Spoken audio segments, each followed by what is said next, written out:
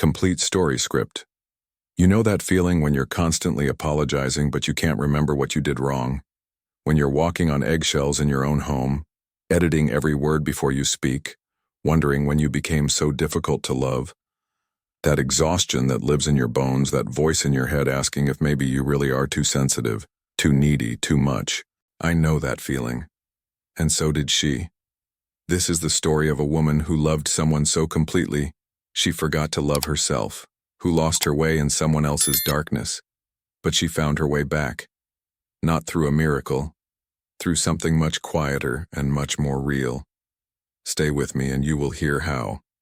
She was standing in her kitchen at 2 a.m, phone in hand, scrolling through messages she had sent him over the past 3 months. "I'm sorry, I didn't mean it that way. You're right. I overreacted. I'm sorry. I'm sorry. I'm sorry." The blue light from the screen made her face look ghostly in the dark. She could hear him sleeping in the bedroom, that deep, peaceful sleep of someone who never questioned anything. And she stood there, barefoot on the cold tile, reading her own words like they belonged to a stranger. When had this happened? When had she become this person who apologized for breathing too loud, for laughing too much, for existing in ways that apparently bothered him? 2 years earlier, she had been someone entirely different. Emma taught English literature at Lincoln High School, the kind of teacher students remembered years later.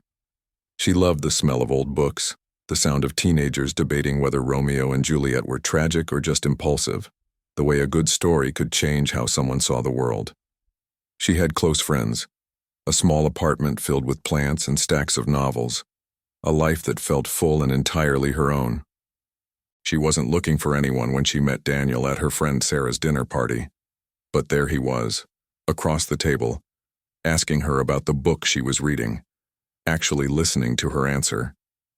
He had this way of making her feel like she was the only person in the room. His attention felt like sunlight after a long winter. They started dating within a week.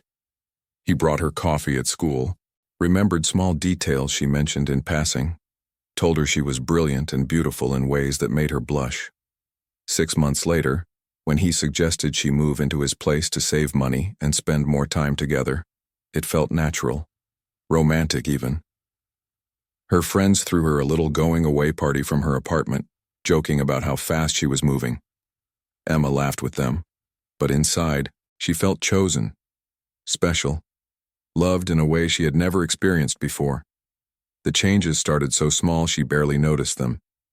Daniel would get quiet when she mentioned plans with Sarah or her book club friends. Not angry, just sad, disappointed. He would say things like, "I barely see you anymore," or "I guess your friends are more important than I am." He said it with a hurt look that made her chest tighten with guilt. So she started declining invitations. Just some of them at first. Then most of them. It was easier than dealing with his mood afterward. Easier than feeling like she was doing something wrong by wanting to see her friends. He never told her not to go. He never had to. When she got excited about something, a new book or a student's breakthrough or an idea for her class, he would smile and nod. But there was something in that smile, something that made her feel silly. Childish. He would say things like, "That's nice, babe. But maybe don't get so worked up about it. Or you're so intense sometimes." She started keeping her enthusiasm to herself, storing it away in some small interior room where it wouldn't bother anyone. When they argued, which happened more and more, it always ended the same way. He would stay calm, reasonable, almost amused, while she got frustrated and emotional. And then he would say, "See? This is what I'm talking about. You're being irrational right now." And she would feel crazy, unhinged. Maybe he was right. Maybe she was overreacting. He started commenting on small things. The way she dressed, too casual, too frumpy for someone her age. The meals she cooked, a little bland. Didn't she know how to season things properly? Her laugh, too loud in public places. Her family, too involved, too opinionated. Didn't she ever want to make decisions without calling her sister first? Each comment landed soft, wrapped in concern. "I'm just trying to help you. I want you to be your best self." She started changing things. her clothes, her recipes, her laugh. She stopped calling her sister as much. She looked in the mirror and barely recognized the quiet, careful woman looking back. Her friends noticed. Sarah called less often because Emma always had an excuse why she couldn't meet up. Her mother asked if everything was okay, and Emma said yes with a brightness that sounded false even to her own ears. At school, she still taught, still graded papers, still showed up. But the spark was dimming. Students would ask if she was feeling okay. She said she was just tired. Tired became her default state. Tired in her body, tired in her mind, tired in her soul. The night she found the messages, she wasn't even looking for them. Daniel was in the shower. His laptop was open on the kitchen table, a document left unsaved. She walked past to make tea and glanced at the screen out of habit. There was a message notification in the corner, from someone named Jessica. "Baby, I miss you. Can't wait to see you tomorrow." Emma's hand froze halfway to the kettle. She shouldn't look. She knew she shouldn't look. But something in her, some last remaining instinct of self-preservation, made her click. The messages went back 5 months, maybe longer. She scrolled, her heart slamming against her ribs, her hands shaking so hard she could barely control the trackpad. There were the same lines he had used on her. "You're so different from everyone else. You understand me in ways no one ever has." There were plans to meet, excuses about work trips, conversations about how complicated his situation was, how he was going to leave, but he needed time. Emma's vision blurred. She heard the shower turn off. She closed the laptop. She walked to the bedroom, pulled her suitcase from the closet, and started packing. Daniel came out in a towel, hair dripping, confused. "What are you doing?" His voice was so calm, so innocent. She told him what she found. He didn't deny it right away. He stood there, water pooling on the hardwood floor, and then he sighed, like she was being tedious. "Emma, it's not what you think. She's just a friend. You're overreacting again." But this time something was different. This time she didn't believe him. This time, the spell broke. She stayed with her sister that night, and the next night, and the one after that. Olivia didn't ask many questions. She just made up the guest bed, kept the coffee pot full, and sat with Emma when the crying came in waves. And it did come in waves. Huge, drowning waves of grief and rage and shame. Shame was the worst part. How had she let this happen? How had she become so small? She called in sick to work for 3 days. She couldn't eat. She couldn't sleep. She would lie in the dark and replay every conversation, every fight, every moment she had apologized for things that weren't her fault. Her principal called on the 4th day. "Emma, we're worried about you. Take the time you need, but we miss you. Her students miss you." That broke something open in her. She had been so focused on surviving Daniel, on managing his moods and needs, that she had forgotten there were people who valued her exactly as she was. She made an appointment with a therapist. Dr. Morgan was a woman in her 50s with kind eyes and a way of asking questions that didn't feel like judgment. The first session, Emma cried for 40 minutes straight. The second session, she started talking. Slowly, haltingly, she began to untangle what had happened. Dr. Morgan gave her a word. Gaslighting. Emma had heard it before, but never connected it to her own life. "You weren't losing your mind," Dr. Morgan said gently. "You were being told you were losing your mind. There's a difference." Emma went home and looked it up, read articles, watched videos, saw her own story reflected back in 100 different ways. She wasn't crazy. She wasn't too much. She had been manipulated, slowly and methodically, by someone who benefited from her self-doubt, but knowing didn't make it easier. She went back to work after a week, but everything felt fragile. She would be teaching The Great Gatsby and suddenly feel tears pressing at the back of her throat. She stopped going to the teacher's lounge because the small talk felt impossible. Her book club friends reached out, and she responded with vague promises to reconnect soon. Soon never came. She was ashamed. Ashamed that she had disappeared on them. Ashamed that she had let a man pull her away from everything that mattered. Ashamed that she hadn't been stronger. Olivia finally sat her down one night. "Em, You have to stop punishing yourself. You didn't do anything wrong. But Emma couldn't quite believe that. If she had done nothing wrong, then why did she feel so broken? Therapy helped, slowly. Dr. Morgan taught her to recognize the patterns, the ways Daniel had twisted reality, the ways she had abandoned herself trying to keep him happy. But understanding something intellectually and healing from it emotionally were two very different things. 3 months passed like that. She taught her classes. She saw Dr. Morgan every week. She stayed with Olivia because the thought of living alone terrified her. She avoided places she might run into Daniel. She blocked his number after he sent a dozen messages ranging from apologies to accusations. You ruined everything. I loved you, and you threw it away over nothing. She deleted them without reading most of them, but they still lived in her head, whispering late at night when she couldn't sleep. Then something small happened. Something so small it shouldn't have mattered. One of her students, a quiet girl named Maya who sat in the back and rarely spoke, turned in an essay about resilience. It was supposed to be a literary analysis of Jane Eyre, but Maya had written something raw and personal. She wrote about watching her mother leave an abusive relationship, about how hard it was, how long it took, how her mother kept saying she was fine when she wasn't. And then Maya wrote, "But she did it. She left. And now she's becoming herself again. I see it happening. She's laughing again. She's loud again. She's here again." Emma sat at her kitchen table at Olivia's apartment, reading that essay over and over. She's here again. When was the last time Emma had felt here? When was the last time she had laughed without checking to see if it was too loud? When was the last time she had gotten excited about something without immediately dampening it down? She thought about who she had been before Daniel. The woman who debated books with passion, who stayed late to help struggling students, who sang off key in her car and didn't care who heard. Where had that woman gone? Maybe you know exactly how that moment feels. That split second when everything you believed about your life just collapses.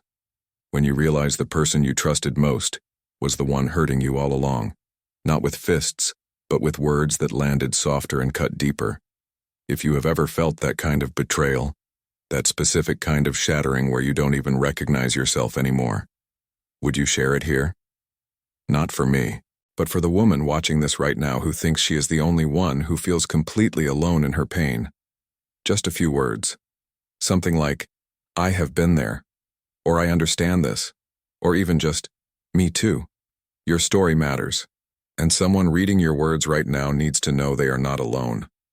Let us continue. Emma made a decision that night. She was going to do one thing. Just one thing that the old Emma would have done. She looked through her emails and found a message from months ago.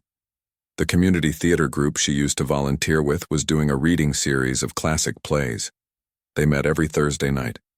She hadn't gone in over a year. Daniel had always had something else planned on Thursdays, or he would be in a mood, or she would just be too tired from managing everything. But now there was no Daniel. There was just her, and she was tired of being tired. The following Thursday, she walked into the small theater with her heart pounding. A few familiar faces looked up, surprised and happy to see her. "Emma, oh my God, where have you been?" She gave vague answers and smiled and felt like a fraud. But then they started the reading, Our Town by Thornton Wilder.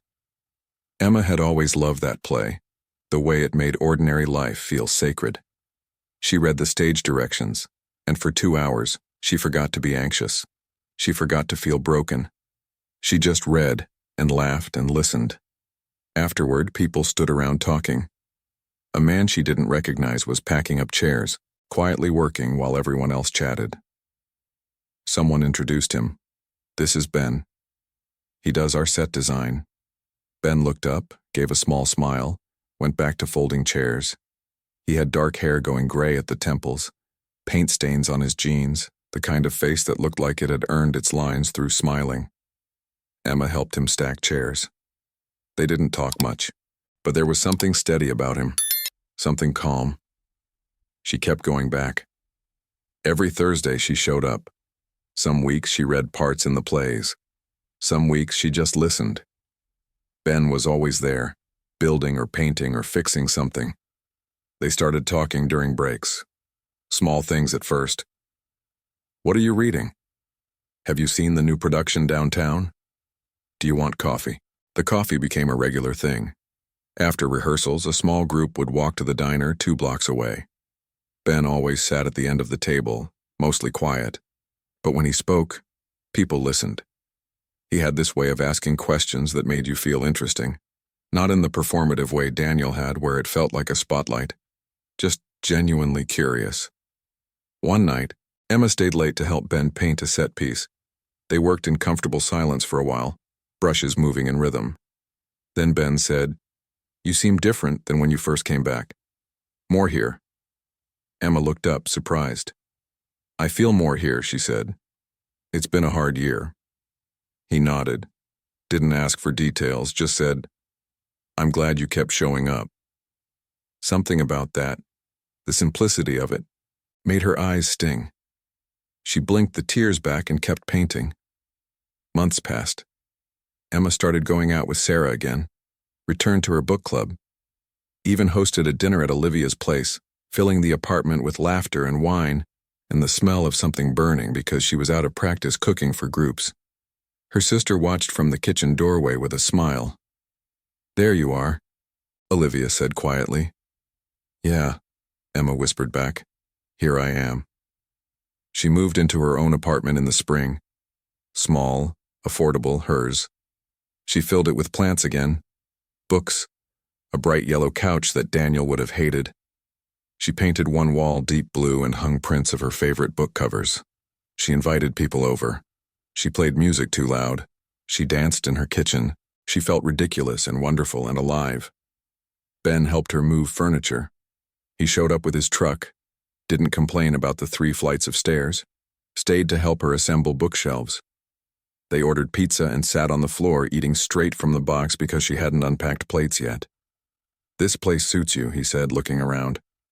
"It feels like you." Emma felt something warm spread through her chest. "Thank you," she said, "for helping, for," she gestured vaguely, "for being kind." Ben looked at her with those steady eyes. "You don't have to thank me for basic decency, Emma. That should be the baseline." And that's when she realized. This was what it was supposed to feel like. Not overwhelming attention that felt like pressure, not grand gestures that came with strings attached. Just someone showing up. Someone who listened. Someone who never made her feel like she had to earn kindness or apologize for taking up space. They started spending more time together outside of the theater group. Walks in the park, museums on Sunday mornings, long conversations over coffee that stretched into lunch. Ben told her about his divorce 3 years earlier, how he had lost himself trying to save something that was already gone. Emma told him about Daniel, not all at once, in pieces, when it felt safe. Ben never tried to fix her, never said she should be over it by now, never made her feel weak for still having hard days. He just stayed.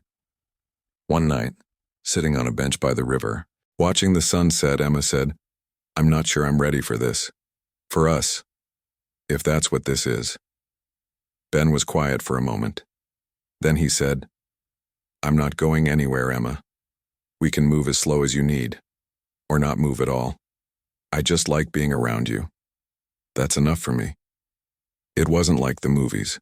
There was no dramatic kiss in the rain, no moment where everything suddenly made sense. It was slower than that, more gradual. She learned to trust him in small increments, the way he always did what he said he would, the way he never made her feel bad for needing space, the way he celebrated her wins without making them about him, the way he said I was wrong when he messed up, without deflection or excuses, the way he loved her friends, her family, her students, all the parts of her life that Daniel had tried to shrink.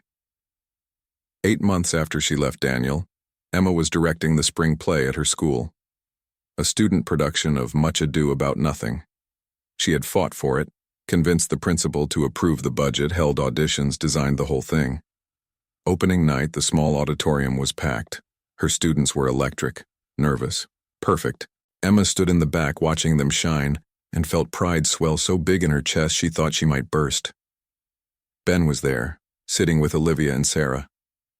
After the show, After the applause and the flowers and the tearful hugs from students, he found her. "You did that," he said, smiling. "They did that," Emma corrected. He shook his head.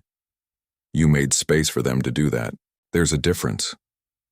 She kissed him then, right there in the lobby with people milling around. Not because it was romantic, because it was real. Because he saw her. Actually saw her. That night, lying in bed in her apartment, Emma thought about the woman she had been 2 years ago, standing in Daniel's kitchen at 2 in the morning, reading apologies she never should have written. She thought about how far she had traveled to get here, how hard it had been, how many times she had wanted to give up. And she thought about the woman she was now, loud again, here again, whole again. She hadn't needed someone to save her.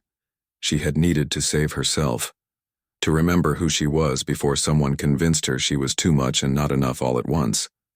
Ben didn't fix her, but he loved her in a way that never required her to be smaller.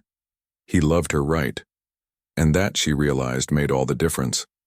Not the love itself, but the fact that she had learned what real love looked like, what it felt like, how it didn't hurt, how it didn't ask her to apologize for existing. If you have ever felt something like this, please know your story is not over. The woman who apologizes for breathing, who edits herself into nothing, who loses herself in someone else's needs, she is still in there, waiting, ready to come back. And when she does, when you do, the world will feel bigger and brighter and more yours than it has in so long. You are not too much. You were never too much. You were just with someone who wanted you to be less so they could feel like more. Thank you for being here, for listening to her story, and maybe for recognizing pieces of your own. This channel exists for women who are walking through the kind of pain that changes everything, who need to know they are not alone in the darkness and who are ready to believe that healing is real, even when it feels impossible. If these stories speak to something in you, if you want to hear more journeys like this one, you can subscribe and stay with us. New stories are shared here every week, each one honest, each one real, each one proof that your pain does not define your future. You deserve to be here. You are welcome in this space.